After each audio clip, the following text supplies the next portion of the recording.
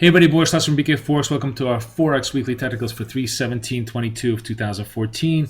What are trades next week? Well, obviously next week is going to roll out with the Crimea referendum. It's going to be interesting to see if that has any impact on the market. But generally, I don't think so unless Russians decide to push into eastern Ukraine. That story pretty much has clearly come off as a risk story for the time being. I mean, you can see that in the rally of Euro at the end of the week here, back up above through the 39 handle. But having looked at this technically, you still have to respect very much this flame out candle, which I think operates pretty much as a downward pressure gauge. If you look at the flame out candle that we had here right before the end of the year, the Euro never cleared the top and then started to sink lower. Got about, I guess, a couple of hundred points to its lowest point before it finally turned around.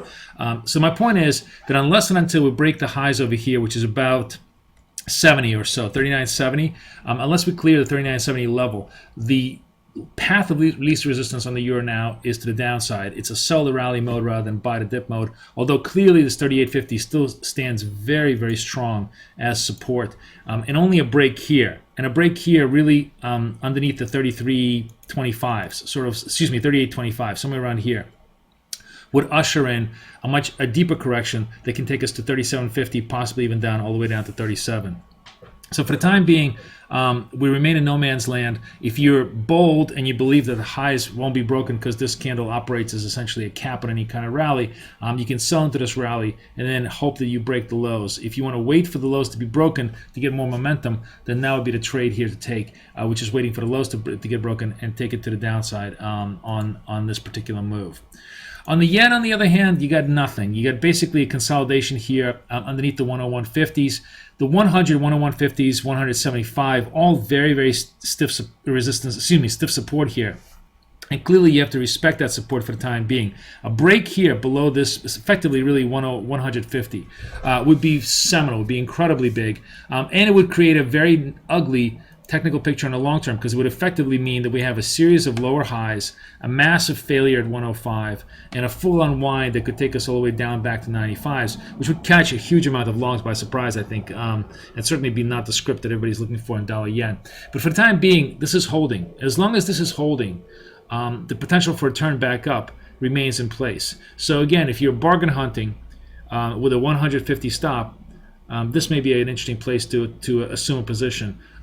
If you believe that this is support. Clearly for now, it remains to be support, but if the support gets broken, it becomes a much, much uglier picture for dollar yen going forward. On cable, it looks like we're running out of steam. Cable is sort of continuously failing at lower highs, which is a negative construct, and can only be changed if we take out the 67s over here first and foremost. This was the most recent high that we failed at, which was around the 67.16 level. If we do take this out, it becomes a much more neutral construct, and we basically have a 66 to 68 range. But as we are still staying in this range, what is interesting and what is worthwhile noting is that we're making lower highs, which means the pressure on the range now is to the downside. A break of the 66.50 would augur in a deeper sell-off that could take us all the way down to 64, possibly even all the way down to 63, as you have a full distribution on cable going forward. So definitely worth watching here. A trigger to 66.50 might be just the avalanche that cable is needed to take us to the downside further. Aussie, on the other hand, is relatively well bid. Com dollars have generally been stronger than the European currencies. That's going to be one of the interesting cross ideas that you want to look at for the next week. But for the time being, basically, the Aussie remains 90-91 range. 89 certainly very, very strong support. The very good the very good employment numbers this week definitely gave Aussie a pretty decent boost on a relative basis, and kind of cut off any of the stronger short flows that it saw the week prior. So really, at this point, Aussie looks like it's a consolidation trade. It may not really be an interesting trade by itself, but it could be an interesting trade on the crosses as we go forward. A break above 91s here, really a break above 91.50s, somewhere around here, right here, really above through all of these highs. That would be a monstrously bullish move. It would pretty much create a series of higher lows with a break of 92s and put us on target to take us all the way up to 95s. For the time being, though, it just looks like a consolidation. A very negative construct would be as if we broke the 89s to the downside. That would suggest the Aussie would be much weaker than it appears to be at this point. And then we can possibly be on a move back down to the 87 double bottom test. So dollar CAD which has been relatively quiet today, remains in a pretty tight consolidation mode. But what's interesting about dollar CAD, and also showing sort of a modicum of relative strength, is the fact that we are not making fresh highs. We're actually failing at lower highs, suggesting that dollar CAD may be strengthening, or CAD may be strengthening, dollar CAD may be weakening back down into this 110, which is still a pretty decent support level. But the really big support level is the 109.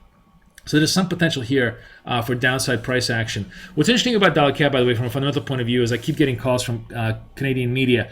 There's a referendum in Quebec, of course. It's in April.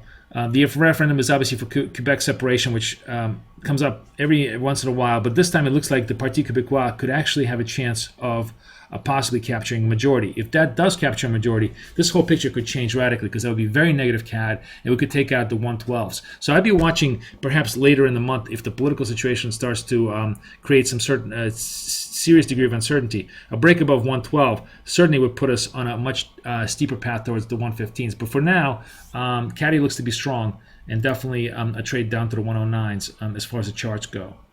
And then Kiwi, of course, had the RBNZ rate hike. We had the big spike out to 86, but because of risk concerns and everything else, we kind of came down, but we're still remaining relatively high, although this flip on the candle certainly doesn't bode super well for the Kiwi, and a lot of the price gains may have already been factored into the trade. Let's just take a look at this a little further here, and you can see that we're definitely running up against this 86, and certainly a corrective mode back down to 84 could be possible. We could be making a sort of a double top here. So the push in the Kiwi may not occur until you get the second rate hike in the cycle, which may be another 3 months down the road. So we have to see how well this trades. For now, the Kiwi seems to have been a sell on the news trade, and it's exhausted a lot of its moves. So it could be a relative weaker, relative laggard actually as we go forward, which, by the way, brings us now to the cross trades and a couple of interesting ideas. So if Kiwi is a relative laggard, does that mean that Aussie Kiwi could be a trade back to the upside? Now, Aussie Kiwi has certainly been a huge look to the downside, right? But what's happening technically here, and that's why I'm saying this is an interesting trade here, is that we have an inkling of a potential of a double bottom forming, right? As long as the 105 holds on the Aussie Kiwi trade, we may have a potential here for a trade back up to 106.50, 107. Certainly a relatively small risk here to believe this is a double bottom formation. And it may be one of those stealth trades worth considering as we go into next week.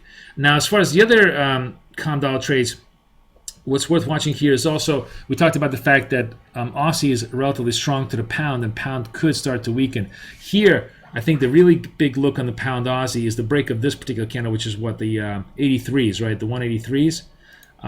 You can see that the 183s are definitely a big support level here, and then the break below after that would be the 181s, with ultimately the 180s as really driving the force. So here, first trip into the 183s could put us now into the lower level of 83, 81s, and possibly an unwind all the way out to the 180s if you get relative strength of Aussie against cable as cable begins to unwind. Definitely worth watching that one going forward. On the Euro complex, the other interesting thing that's been happening, we've been talking about this a lot, but look at the fact that how Euro Swiss now is coming back down again below the 120, 150 level. But here's the interesting thing. If risk does begin to dissipate. In other words, if risk aversion begins to dissipate. So say we do have the referendum in Crimea, but the Russians don't do anything further in Ukraine. As a matter of fact, let's just say Ukraine gets its money. We have a cessation of hostilities for the time being. This becomes a very interesting buy, because obviously 120 is the key floor. This has been really pressured downward here by expatriation, perhaps even of Russian capital into the Swiss franc as you have a run to safety. This could be an interesting trade if the Russian assets begin to rally.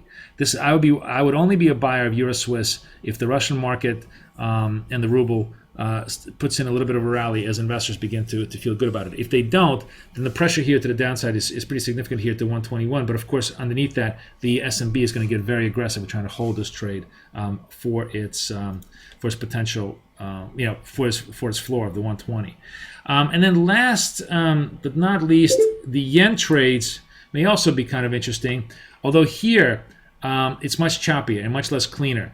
And in this particular case, this all really involves in the idea of does dollar yen hold the 175 basis? If it does hold that level, then we have a potential trade back up towards the 143s. If we have a calamity of a drop below the 175s, then all the yen crosses start to really unravel. And the real big trade here is the breakthrough of 39s. A breakthrough of 39s unravels us all the way out down to 135s. So definitely worth watching here as the risk on, risk off saga continues into next week. Wishing you guys the best of luck, best of trading. Boris Schlossberg for BK Forex, over and out.